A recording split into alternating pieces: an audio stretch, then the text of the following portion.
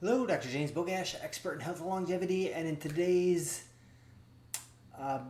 video, we're going to review a study by Novo Nordisk, which is one of the larger pharmaceutical companies, and the results really shouldn't come as shocking, but were perceived as shocking. Before I do any of this, make sure you like this video, share it with somebody you think needs the information, and subscribe to the channel.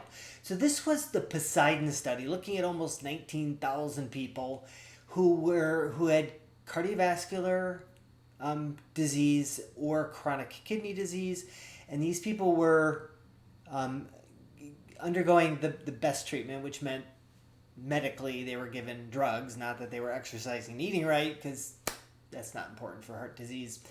And they looked at inflammation levels as measured by high sensitivity CRP, and they found that about 20% of them, 40%, 2 out of 5, so what do we got here?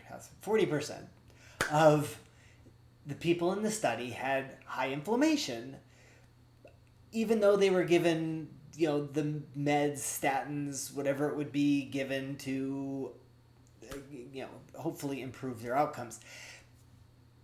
But we've known that inflammation's a major player in cardiovascular disease for a very long time. To not understand that, you'd have to really be hiding under a rock.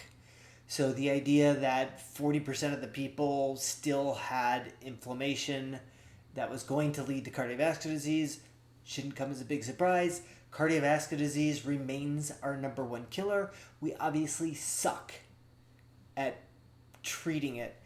In the middle of it, people are living longer, but we're not living longer with heart disease, but we're not living longer as a result of all of the interventions that we have. And that's why it remains the number one killer, because we're just missing the fact that you can't out-medicate a poor lifestyle.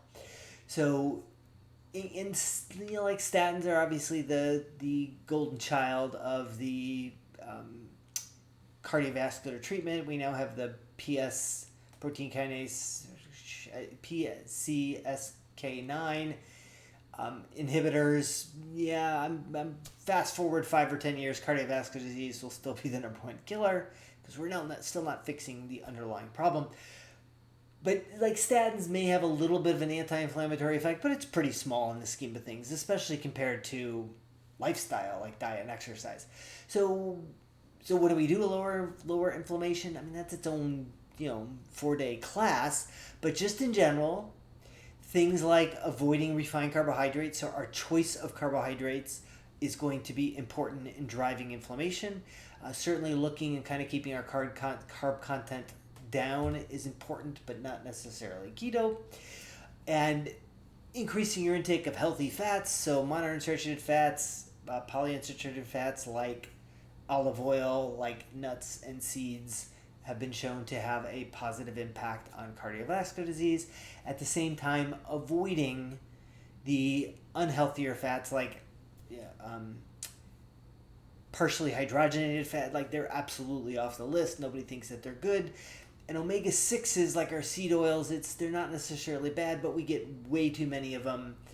And it's the seed oils generally that comes with processed food. It's not eating sunflower seeds isn't going to drive inflammation. It is eating sunflower oil in potato chips or whatever they happen to use them in. That's the problem. So, and of course, exercise. From a cardiovascular standpoint, I remain a staunch supporter of high-intensity interval training. We have to challenge the body, make the heart run out of oxygen in a very controlled fashion so that it forms brand new plumbing. Those are some very simple things you can start doing to lower inflammation and knock out a huge chunk of what might be contributing to cardiovascular disease. As always, I'll post a link to this particular study in the description. Make sure you like this video, share it with somebody you think needs the information, and subscribe to the channel.